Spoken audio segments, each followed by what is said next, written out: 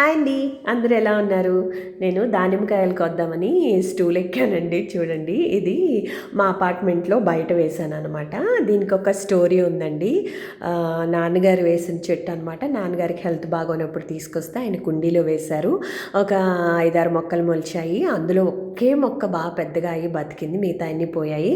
అప్పుడు దాన్ని ఏం చేశానంటే నేను తీసుకొచ్చేసి ఇక్కడ పగలగొట్టేసేసి బయట వేశాననమాట. నాన్నగారి గుర్తుగా ఉందండి ఈ చెట్టు. చూడండి ఎలాంటి కాయలు కాసాయో. ఇట్లా విచ్చుకుంటే కాయ పండినట్లని అంటారు కదా. ఈ కాయలన్నీ కోసానండి. ఒక 6 కాయలు 7 కాయలు దొరికాయి అన్నమాట. ఇప్పుడు సీజన్ కదా, ఫుల్ ఉన్నాయండి. చెట్టు నిండా పూత, పింద, కాయలు ఫుల్ ఉన్నాయన్నమాట. ఇంక ఇవన్నీ పండాల్సినవి.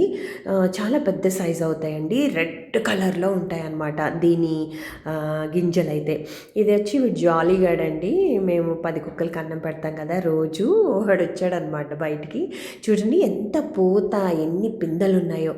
ఇంకా ఇంకా ఇక్కడైతే ఇది లోపల ఒక చెట్టు వేశానండి. అది నాటు అనమాట. ఎల్లో కలర్లో ఉంటాయి అన్నమాట. ఇది అపార్ట్మెంట్ లోపల కొంచెం స్థలం ఉంటే అక్కడ వేసాననమాట. ఇది చూసారా కలర్ ఎలా ఉందో? ఎల్లో కలర్లో ఉంటుందన్నమాట. లోపల గింజలేమో వైట్గానే ఉంటాయండి. బేబీకి పింక్ కంటే కూడా ఇంకా వైట్గానే అనిపిస్తాయి. బట్ చాలా స్వీట్గా ఉంటుందండి. పిందగా ఉన్నప్పుడు కూడా చాలా స్వీట్ ఉంటుంది అనమాట. ఇది మొత్తం చూడండి, ఇలా వర్షం పడినప్పుడు కాయలు పాడైపోతాయండి దానిమ్మకాయలు. అందుకని చాలా 10 కాయల దాకా రాలిపోయాయి. అందుకని పెద్ద పెద్ద కాయలన్నీ కోసేసాను అనమాట. కోసేసి ఇప్పుడు కట్ చేస్తే ఇంకా చాలా బాగా వస్తాయి అన్నమాట.